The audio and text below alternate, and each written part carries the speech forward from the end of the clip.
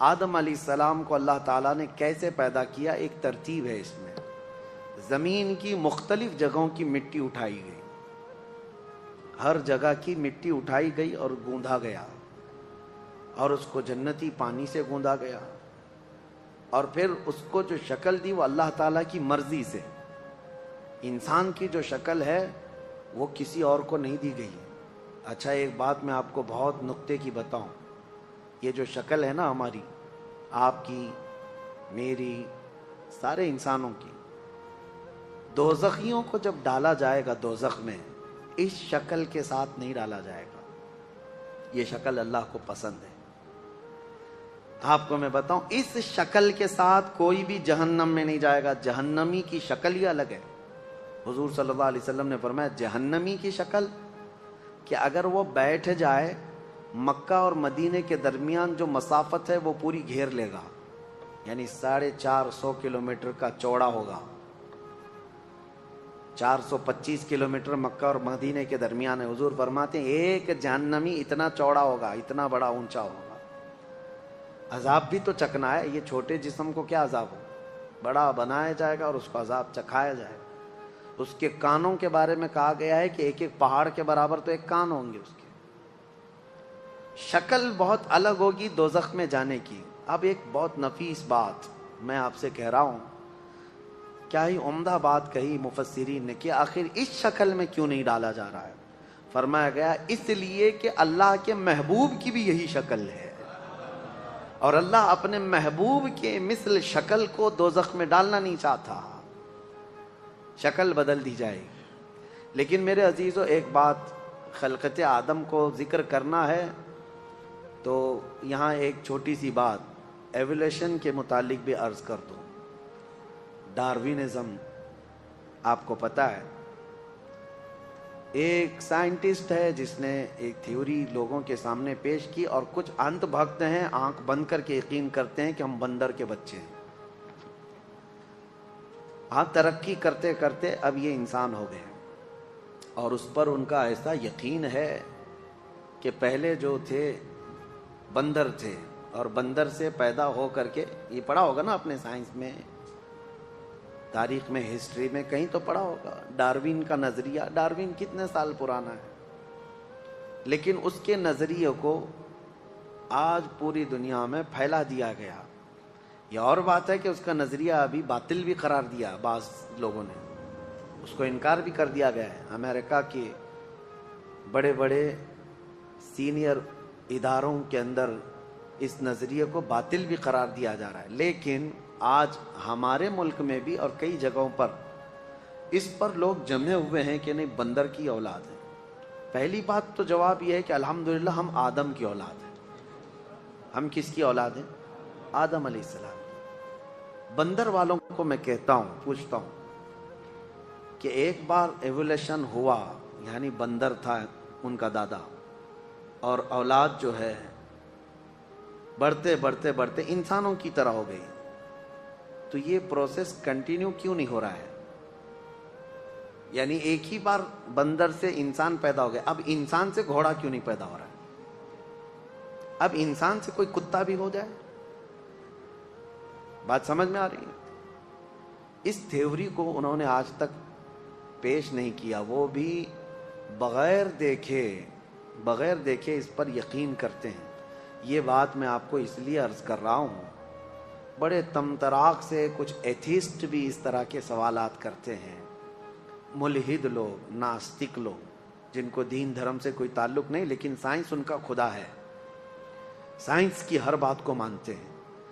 Science نے ان کو کہا ہے، یا ایک سائنٹسٹ نے کہا ہے کہ بندر کی تھے پہلے تمہارے پروج، اور بڑھتے بڑھتے پھر یہ انسان کی شکل ہو گئی، دم غائب ہو گئی، یا پھر جیسے جیسے یہ ترقی یافتہ بندر ہے ان کے نظریے کے مطابق۔ نہ انہوں نے یہ ہوتے ہوئے دیکھا، ایولیوشن ہوتے ہوئے دیکھا ہے، بندر سے یہ ہوتے ہوئے دیکھا، لیکن کسی کی بات مان رہے ہیں۔ ان ظالموں سے میں یہ پوچھتا ہوں، تم بھی آنکھ بند کر کے ایک سائنسدان کی بات کو مان لیتے ہو، اور پھر ہم سے پوچھتے ہو کہ جنت اور دوزخ کہاں ہے اور اللہ کہاں ہے؟ ہم نے بھی محمد الرسول اللہ کی بات آنکھ بند کر کے تسلیم کی۔ فرق کیا ہے؟ ہمارے اوپر وہ یہ بلیم کرتے ہیں کہ انہوں نے، مسلمانوں نے کچھ دیکھا نہیں، جنت دیکھا نہیں، دوزخ دیکھا نہیں، لیکن مان رہے ہیں۔ تم نے کون سے تمہارے پروجوں کو دیکھا کہ بندر تھے؟ نہیں دیکھا، لیکن مان رہے ہیں۔ بہت سارے نظریے ایسے ہیں۔ ابھی آپ سے میں سوال کرتا ہوں، دنیا اسکوائر ہے یا گول ہے؟ پرتھوی، زمین گول ہے؟ سب مانتے ہیں۔ کون کون جا کر دیکھا ہے؟ دیکھا کوئی نہیں ہے، لیکن مان رہے ہیں۔ جنہوں نے دیکھا وہ سائنسدان لوگ ہیں، یا انہوں نے سیٹلائٹ کے ذریعے سے مشاہدہ کیا اور دنیا کو یہ بتایا کہ زمین راؤنڈ ہے، گول ہے۔ اب اس کی بات پر یقین ہے، اس کے آلے پر، اس کی مشین پر یقین ہے، باقی پریکٹیکلی دیکھنے کے لیے ابھی کچھ ہے نہیں ہمارے پاس۔ کہاں جا کر کے دیکھیں گے کہ راؤنڈ ہے کہ اسکوائر ہے، کیسی ہے؟ لیکن مان رہے ہیں آپ۔ فرق اتنا ہی ہے، وہ ظالم بھی آنکھ بند کر کے مانتے ہیں سائنس کی بات کو، لیکن الحمدللہ ہم اس محمد الرسول اللہ کی بات کو جب مانتے ہیں جو اللہ کا سب سے محبوب نبی ہے، اور ایسی خبریں اس رسول نے ہمیں دی ہیں جو 1400 سال کے بعد وقوع پذیر ہو رہی ہیں، تو کیوں ہم رسول کریم صلی اللہ تعالیٰ علیہ وسلم کی باتوں کو یقین نہ کریں؟ میرے عزیزو، بہت ساری باتیں ہیں، میں یہاں پر آپ کو رک کر کے اسی لیے عرض کر رہا ہوں کہ بندر کی اولاد ہونا کبھی یہ ثابت نہیں کر سکتے۔ ہم نے کسی سے پوچھا تھا تو کہتے ہیں ہڈیاں فلاں فلاں دونوں سیم دکھتی ہیں اس لیے۔ ارے مینڈک کی بھی سیم دکھتی ہے، آپ دیکھیں۔ اور آپریشن کے لیے اکثر جو پریکٹس کے لیے میڈیکل لیب وغیرہ میں مینڈک کو استعمال کیا جاتا ہے، چوہے کو استعمال کیا جاتا ہے۔ تو کیا صرف 2 پیر ہو جانا، 2 ہاتھ ہو جانا، یا پھر ریڑھ کی ہڈی ہونا یہ سیم ہونے کی علامت ہے؟ نہیں، بلکہ انسان ہی ہے، انسان ہی سے پیدا ہوا ہے، اور اس سے بھی انسان ہی پیدا ہوگا، اس سے بھی انسان ہی پیدا ہوگا۔ آپ اگر وہ تھیوری مانتے ہیں، ایوولوشن کی تھیوری جو کہتے ہیں کہ پہلے کچھ تھا، ابھی کچھ اور ہے، اور بعد میں کچھ اور ہو جائے گا، اس کو ہم نہیں مانتے۔ یہ اسلامی نظریہ نہیں ہے، یہ اسلامی نظریہ نہیں ہے۔ اب سنیے، آدم علیہ السلام کی پیدائش اللہ تبارک و تعالیٰ نے فرشتوں کے ذریعے سے پورا جسم بنایا، اور جب وہ جسم بن گیا تو اس پر بارش برسائی گئی، اور پھر اس کے بعد اللہ فرماتا ہے ایسے اس کو پکا کر دیا جیسے مٹکا بجتا ہے، ٹک ٹک ٹک کی آواز، اس طرح آواز آتی تھی پورے پتلے سے، بجنے والی مٹی جس کو کہا گیا ہے۔ اس کے بعد پھر اس میں روح ڈالنے کا وقت آیا تو روح ڈال دی گئی، لیکن روایات میں یہ ملتا ہے کہ روح نکل کر باہر آ گئی۔ روح چونکہ ایک نور ہے، اللہ کا حکم ہے۔ اس کے بعد روح سے پوچھا گیا تو روح نے کہا اندر اندھیرا بہت ہے جسم کے اندر۔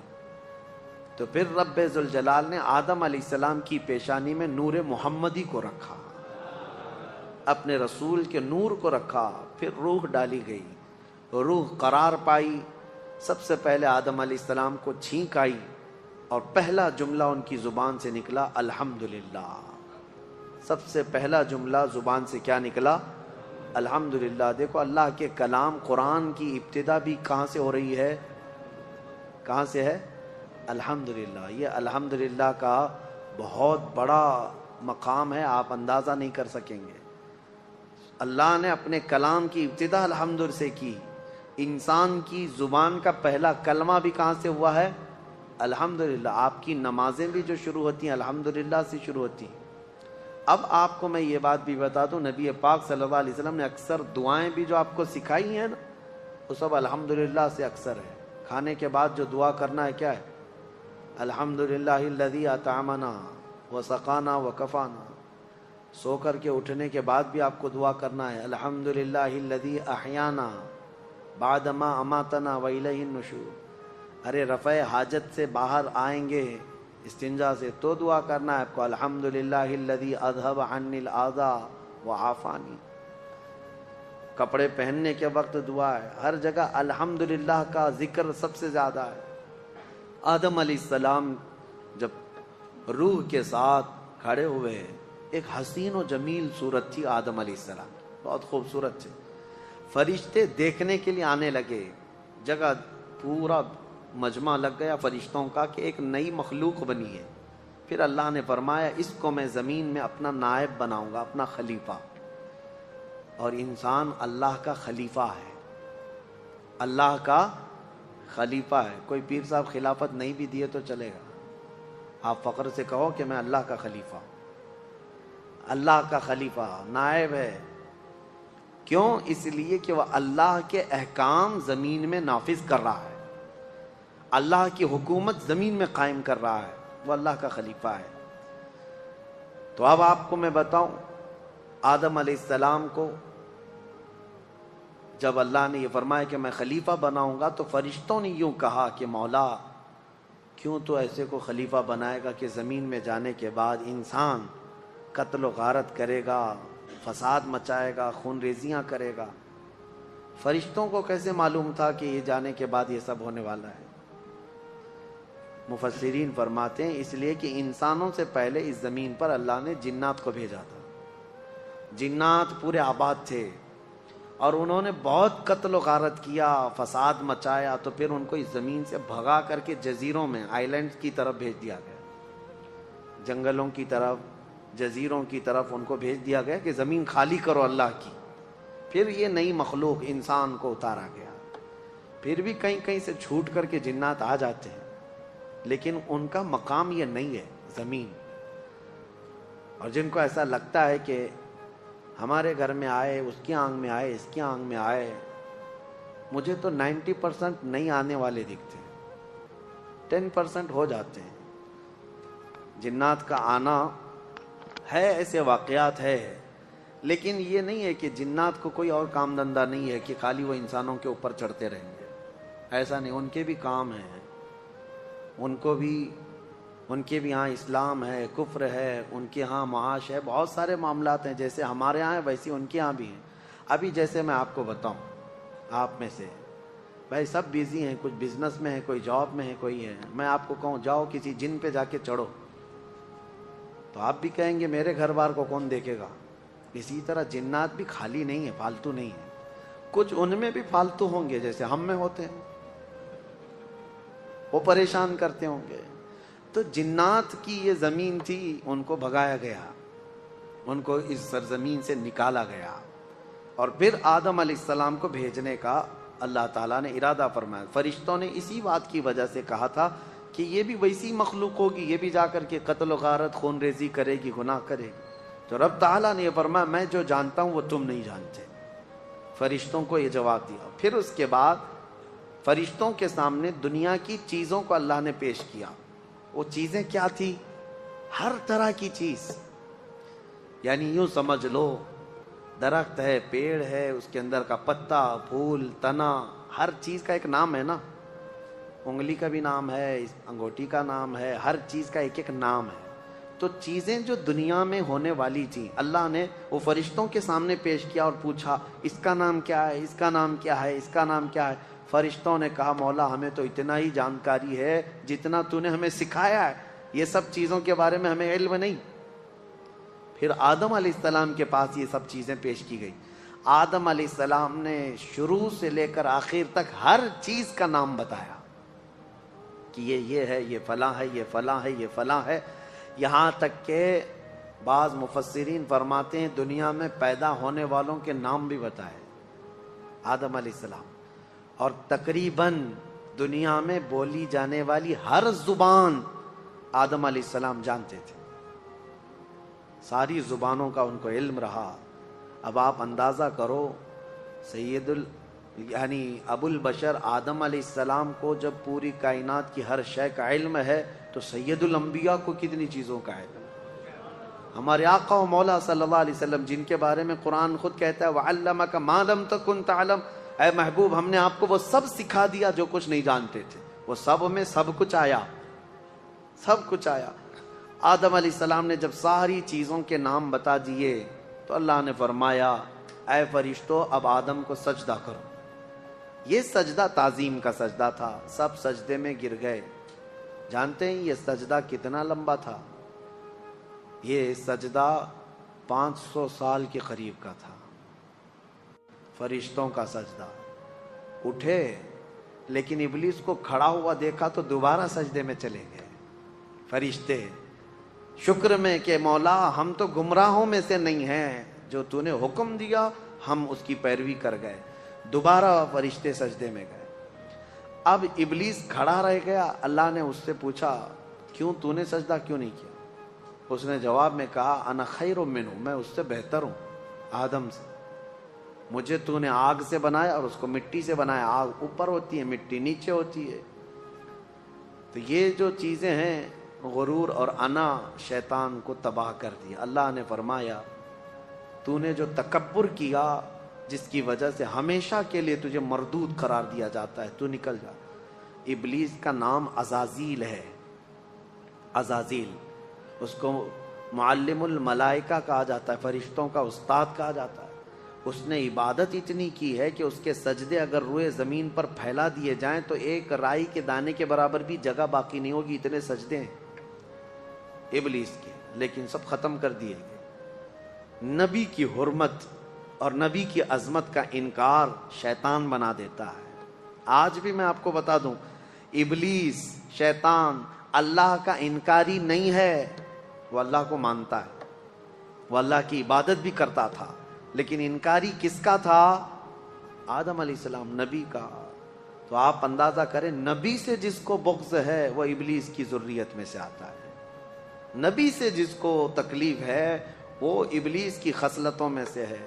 بہت سارے لوگ آج یہ کہتے ہیں ہم تو موحد ہیں، توحید توحید توحید، یعنی اللہ کی طرف عبادت کی طرف ہم سب جو ہے بہت ایکٹیو ہیں. اور پھر وہ کہتے ہیں باقی یہ سب قبر پجوے ہیں، ہاں باقی سب بدعتی ہیں، شرک کرنے والے ہیں. اور یہ کہتے کہتے ہمیں تانا دیتے دیتے وہ نبیوں کی بھی گستاخی کر گئے، صحابہ اولیاء تابعین سب کی گستاخی کرنے لگ گئے.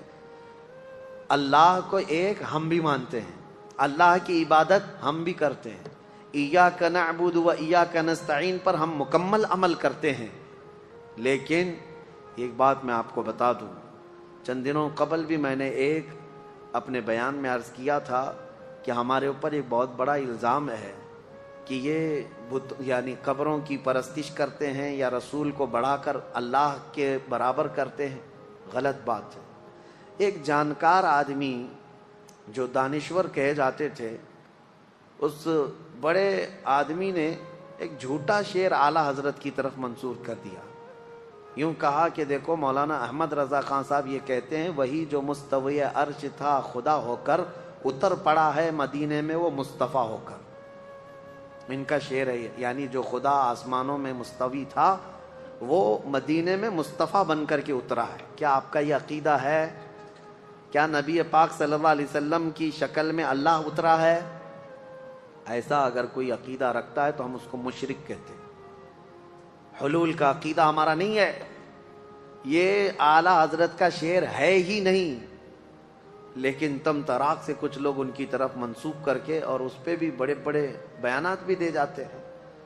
بیچاروں کے علم کی کمی ہے. میں آپ کو بتاؤں امام اہل سنت فاضل بریلوی نے حلول کا عقیدہ تو چھوڑو، قبروں کے سامنے جھکنے کو منع فرمایا، قبر سے 4 قدم دور کھڑے ہونے کو کا حکم دیا، قبر کو چومنے سے بھی منع کیا. سجدہ تو دور کی بات ہے، چومنے سے بھی منع کیا. دور کھڑے رہے. عبادت ہمارے ہاں صرف اور صرف اللہ رب العزت کی ہے، صرف اللہ رب العزت کی ہے. نبی پاک صلی اللہ تعالی علیہ وسلم کی ہم عظمت کرتے ہیں. اب میں آپ کو بتاؤں ان میں اور ہم میں فرق اتنا ہی ہے کہ وہ توحید کے نام پر نبی کو گرا دیتے ہیں، لیکن ہم کیا کہتے ہیں؟ میں مانتا ہوں اے عقل والو میرا محمد خدا نہیں ہے، مگر دلوں میں یہ نقش کر لو کہ وہ خدا سے جدا نہیں ہے. یہ ہمارا، ہم نبی اکرم صلی اللہ تعالی علیہ وسلم کی عظمت کو دل و جان سے تسلیم کرتے ہیں. اسی لیے اعلیٰ حضرت نے فرمایا ہے مومن وہ ہے جو ان کی تعظیم پہ مرے دل سے. مومن وہ ہے جو ان کی تعظیم پہ مرے دل سے، نجدی بھی تو کرتا ہے تعظیم مرے دل سے، نجدی بھی تو کرتا ہے تعظیم، دونوں جگہ مرے دل کا مطلب سمجھ گئے نا؟ ہاں ہوشیار لوگ ہیں سمجھ جائیں گے۔ ابلیس نے سجدہ نہ کر کے ہمیشہ کے لیے مردود ہونا قبول کر لیا۔ اب سنو، اللہ فرماتا ہے میں تجھے وقت دیتا ہوں قیامت تک کا۔ اس نے کہا فَبِمَا أَغْوَيْتَنِي لَأَقْعُدَنَّ لَهُمْ صِرَاطَكَ الْمُسْتَقِيمَ، مولا میں تیرے سیدھے راستے پر بیٹھ جاؤں گا، اور جو اس راستے سے گزرے گا میں دائیں بائیں آگے پیچھے سے آ کر کے اس کو گمراہ کروں گا۔ اللہ تعالیٰ نے فرمایا ٹھیک ہے تو گمراہ کرتے رہے، لیکن اللہ فرماتا ہے لَأَمْلَأَنَّ مِنْكَ وَمِمَّنْ تَبِعَكَ، یعنی جہنم کو میں تجھ سے اور تیرے پیروکاروں سے بھر دوں گا، اللہ نے فرمایا۔ اب یاد رکھو میرے عزیزو، جو ابلیس کے پیچھے چلا اللہ اس سے دوزخ کو بھر دے گا۔ اب اس نے سٹارٹنگ کہاں سے کیا، شروعات کہاں سے کی؟ آدم علیہ السلام کو پیدا کرنے کے بعد اللہ نے آدم علیہ السلام کو جنت میں رکھا۔ جنت میں ہمارا اصلی گھر کہاں ہے؟ ہمارے باپ کا گھر جنت ہے، اصلی گھر وہی ہوتا ہے نا، باپ کا گھر۔ آدم علیہ السلام جنت میں تھے، لیکن ایک بے قراری تھی، اکیلے تھے، انسان اکیلا نہیں رہ سکتا، تو اللہ تعالیٰ نے ان کی بائیں پسلی سے ایک عورت پیدا کیا جو ہماری ماں ہے، حضرت حوا۔ آدم علیہ السلام جب انہیں دیکھتے ہیں حوا کو، جنت میں پیدا ہوئی عورت، عورت کہاں پیدا ہوئی ہے؟ جنت میں پیدا ہوئی ہے۔ جنت کی نعمتیں جتنی حسین ہیں، اسی لیے دنیا میں اسے حسن دیا گیا ہے۔ آدم علیہ السلام اس کی طرف بڑھنے لگے تو رب تعالیٰ نے فرمایا تمہارے لیے ابھی حلال نہیں، اس کا مہر دو۔ تو مہر دینا جنتی قانون ہے، یہ جنتی قانون۔ آدم علیہ السلام نے پوچھا مولا یہاں کیا مہر دوں؟ رب تعالیٰ نے فرمایا تمہاری اولاد میں اخیر زمانے میں میرا ایک محبوب نبی پیدا ہوگا، محمد صلی اللہ علیہ وسلم، زمین میں آسمانوں میں احمد، ان پر 20 بار درود بھیجو تمہارا مہر ادا ہو جائے۔ آدم علیہ السلام کا مہر کیا تھا؟ درود مصطفیٰ، حضور اکرم صلی اللہ علیہ وسلم پر درود بھیجا۔ اب حضرت حوا اور آدم علیہ السلام ساتھ ساتھ رہ رہے تھے، اچھے خاصے رہ رہے تھے، لیکن ایک آرڈر تھا ان کو دونوں کو، لا تقربا ہذہ الشجرہ، ایک درخت کی طرف اللہ نے حکم فرمایا تھا اس کے قریب مت جانا۔ وہ درخت جنت میں ہے، لیکن اللہ کی حکمت منع کیا گیا تھا قریب مت جانا اس درخت کے، اگر جاؤ گے تو پھر غلط ہو جائے گا، غلط ہو جائے گا، تو وہ نہیں جاتے تھے۔ اب شیطان کا جو مقابلہ شروع ہوا انسان کو گمراہ کرنے کا، تو وہیں سے شروع ہوا۔ ابلیس جو ہے آسمانوں پر جاتا تھا اس وقت، اور فرشتوں کے بیچ اس کا آنا جانا سب لگا تھا، تو وہ جنت کے دروازے تک گیا اور دونوں کو بلا کر کے بات چیت کرنے لگا، ان کی تعریف کیا، کیا نعمتیں ہیں آپ کی، بہت خوبصورت زندگی ہے، لیکن مجھے اندیشہ ہے، ڈر ہے کہ آپ کو اللہ نکال نہ دے جنت سے۔ تو گھبرا گئے، کہا کیوں نکالے گا اللہ تعالیٰ؟ کہا اس لیے کہ وہ درخت جو ہے اسی کے اندر حکمت ہے، وہ جو کھا لے گا اس کا پھل وہ ہمیشہ جنت میں رہے گا، نہیں کھائیں گے تو نکلنا پڑ سکتا ہے۔ اس نے ایسی پٹی پڑھائی، یعنی جس کو کہتے ہیں گمراہ کرنے کے طریقوں کے ساتھ۔ آدم علیہ السلام کے پاس اس نے اس طرح کہا، آدم علیہ السلام پھر بھی منع کرتے رہے، نہیں میرے رب کا حکم ہے میں نہیں کھاؤں گا۔ لیکن بی بی حوا نے کہا آپ نہیں کھائیں گے، میں توڑ کے لاتی ہوں، میں توڑ کے لاتی ہوں، پھل کھا لیں گے دونوں۔ اللہ نے قریب جانے سے منع کیا، کھانے سے منع تھوڑی نہ کیا۔ یہ بھی شیطان کی دلیل تھی، شیطان کی دلیل۔ کچھ لوگوں کے پاس ابھی ایسی منطق ہوتی ہے، لفظوں کی منطق، یہ نہیں کہا یہ نہیں کہا، مقصد کیا ہے اس کا وہ تو پتا ہے۔ تو حضرت حوا نے کہا میں توڑ کر کے لاتی ہوں، وہ توڑ کر کے لے بھی آئی۔ وہ کس چیز کا پھل تھا واللہ عالم، درخت سے پھل لے کر کے آئی۔ آدم علیہ السلام نے آدھا کھا لیا، وہ بھی آدھا کھا لی، جیسے ہی کھائے ان کے کپڑے اتر گئے، جنت میں ہی سے لباس اتر گیا پورا۔ وہ گھبرائے بہت زیادہ، شیطان اپنا کام کر چکا تھا، وہ چلا گیا۔ تو وہاں تو درخت تھے جنت کے، ان درختوں سے انہوں نے پتے لی اور اپنے جسم کو چھپایا، درختوں کے پتوں سے اپنے جسم کو چھپایا۔ اتنی ہی دیر گزری تھی، قہار و جبار خدا کا اعلان ہو گیا، اہبطوا منہا جمیعا، اس جنت سے تم سب کے سب نکل جاؤ، زمین میں جاؤ۔ اللہ کا حکم تھا، آدم علیہ السلام اور حضرت حوا ہی تھے، لیکن حکم جمع کے لیے سب کے سب نکل جاؤ۔ تفسیر میں فرمایا تھے تو دو ہی، لیکن اللہ فرمایا تم سب کے سب نکل جاؤ۔ حکم کا مطلب مفسرین فرماتے ہیں آدم علیہ السلام کی پیٹھ میں جتنی اولاد تھی سب سے کہا گیا سب نکل کے جاؤ، سب کو حکم تھا کہ سب نیچے آؤ۔ آئے، لیکن اللہ تعالیٰ نے سب کو الگ الگ جگہ اتارا۔ جنت سے جو چیزیں اتاری گئی تھی، دو درخت جنہوں نے پتے دیے تھے، اور بعض روایات یہ بتاتی ہیں کہ ایک سانپ تھا، ایک مور تھا، ان کو بھی اتار دیا گیا مدد کرنے کی وجہ سے۔ یہ بڑے خوبصورت جانور تھے، ان کو بھی سزا کے طور پر اتار دیا گیا، سب کو الگ الگ۔ حضرت بی بی حوا کو جدہ میں، جو سعودی عرب کا ایک شہر ہے، جدہ کا مطلب جانتے ہیں آپ؟ عربی میں دادی کو کہتے ہیں، ورڈ کا جو میننگ ہے جدہ کا مطلب دادی، شہر کا نام ہی دادی ہے کیونکہ پوری دنیا کی دادی وہاں اتری تھی۔ اور حضرت آدم علیہ السلام کو ہندوستان میں اتارا گیا، سب کو الگ الگ، ایک درخت کو ادھر ایک درخت کو ادھر، اور آپس میں سب کے دشمنیاں بھی ڈال دی گئی۔ ابلیس کو بھی بھیج دیا گیا، اب اس کے بعد اس کو وہاں جانے پر پابندی لگا دی گئی، اب تو جنت کے قریب بھی نہیں آئے گا، فرشتوں کے بیچ میں بھی نہیں آئے گا۔ اب جب بھی وہ جانے کی کوشش کرتا ہے، فرشتے اس سے مار کے بھیجتے ہیں۔ جو تارا ٹوٹنے کی جو چیزیں نظر آتی ہیں، اس کو کہا گیا ہے یہ جو ستارہ ٹوٹنا، شہاب ثاقب ہے، یہ فرشتوں کی مار ہے، جو شیطان اوپر جانے لگتا ہے تو اسے مار کے بھیجتے ہیں۔ کیوں جاتا ہے وہ بھی میں بتاؤں۔ وہ اپنے مریدوں کو کچھ خبریں لے کر آنے کے لیے جاتا ہے۔ اس کے جو بابا لوگ ہیں، جوتش لوگ ہیں، چٹی والے بھی ہیں، وہ ابلیس جاتا ہے، سن کر کے آتا ہے۔ فرشتوں کے درمیان بات چیت جو ہو رہی ہوتی ہے نا، اللہ کے احکام بندوں میں ابھی کیا کیا ہونے والا ہے، تو یہ جا کے چوری کرنے جاتا ہے۔ تو فرشتے وہاں سے مار کے بھیجتے ہیں، پھر بھی آدھا سن لیتا ہے اور آدھا اپنی طرف سے ملا کر کے جوتشوں کو بتاتا ہے، نجومیوں کو بتاتا ہے۔ اور جو سفلی لوگ ہیں، سفلی عمل کرتے ہیں، جو ابلیس کو راضی کرتے ہیں، سفلی، سلفی نہیں، سلفی ایک الگ چیز ہے، سیلفی بھی نہیں، سیلفی ایک موبائل کی چیز ہے، اور سلفی ایک جماعت ہے۔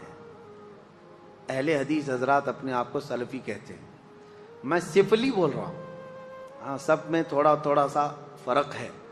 تو سفلی جو شیطان کو راضی کرنے کے لیے گندی گندی چیزیں کرتے ہیں، ان کو لا کر کے خبریں دیتا ہے۔ تو ابلیس کا جانا آنا اس وقت سے بند کر دیا گیا تھا۔ اب آدم علیہ السلام اور حضرت حوا کی ملاقات نہیں ہوئی، کتنے سال تک؟ 350 سال تک۔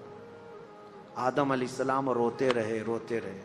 سب سے زیادہ دنیا میں رونے والوں میں آدم علیہ السلام کا نام آتا ہے، سب سے زیادہ رونے والوں میں انبیاء میں حضرت آدم علیہ السلام، حضرت داؤد علیہ السلام، لیکن وہ اللہ کی یاد میں اور اپنی توبہ کے لیے روتے رہے۔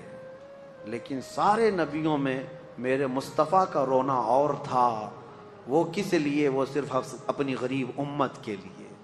اللہ کیا جہنم اب بھی نہ سرد ہوگا، رو رو کے مصطفیٰ نے دریا بہا دیے۔ میرے آقا نے بھی رویا، لیکن اپنی امت کے لیے۔ اب 350 سال کے بعد، اب میں اپنی بات سمیٹ رہا ہوں، 350 سال کے بعد آدم علیہ السلام کو ایک بات یاد آئی کہ جب ان کی روح ڈالی گئی تھی جسم میں، تو آنکھیں جیسے کھلی، آسمان کے ہر دروازے پر، جنت کی ہر دیوار پر انہوں نے ایک نام دیکھا تھا، لا الہ الا اللہ۔ حضور صلی اللہ علیہ وسلم کا نام وہاں پر احمد ہے، حضور کا نام اللہ کے نام کے ساتھ ہر جگہ انہوں نے دیکھا تھا۔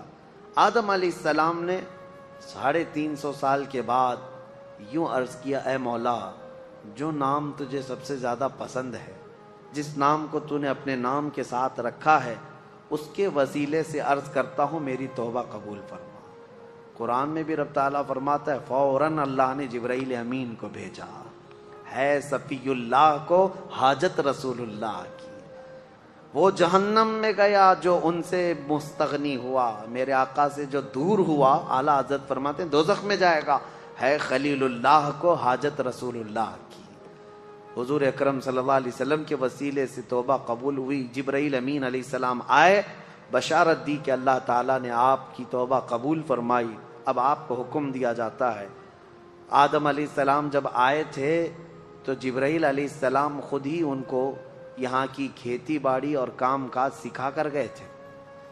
جنت کے 3 دانے لا کر کے دیے تھے، یعنی ایک گیہوں کا دانہ اور ایک کوئی دانہ، یہ 3 دانے وہ اتنے بڑے بڑے تھے، دانے جنت سے لائے گئے تھے، اور وہ بو کر کے اس کی کھیتی اور اس کی فصل اگا کر کھانے پینے کے طریقے ساری چیزیں آدم علیہ السلام کو وہ دے کر کے گئے تھے۔ اور یہ روایت میں ملتا ہے جنت کا آیا ہوا دانہ بہت بڑا تھا، اور پہلے کے دور میں اناج بڑے ہوتے ہوتے چھوٹے چھوٹے، اس میں ایولیشن ہوا ہے۔ اب جو گیہوں کا دانہ ہے وہ پکڑنے میں بھی نہیں ملتا۔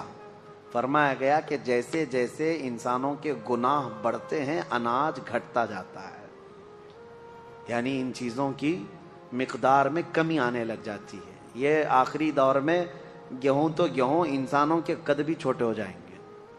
پہلے لوگ 8-8 10-10 فٹ کے ہوتے تھے، اور آدم علیہ السلام کی ہائٹ تو 60 فٹ کی تھی، 60 فٹ اتنی لمبی بتائی گئی ہے۔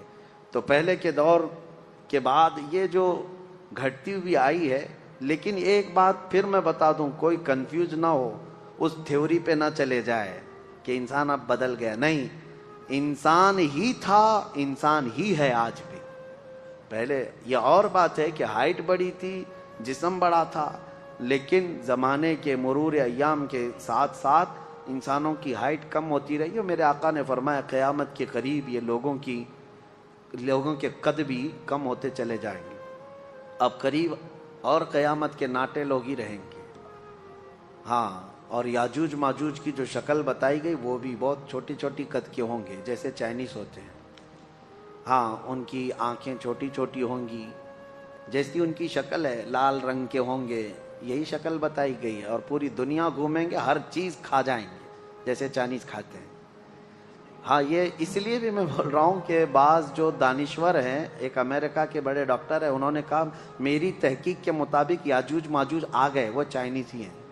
دنیا میں سب سے زیادہ تعداد بھی ان کی ہے، اور سب سے زیادہ دنیا میں پھیلے بھی وہی ہیں، اور ہر چیز، ہر کیڑا مکوڑا سب کھاتے بھی وہی ہیں۔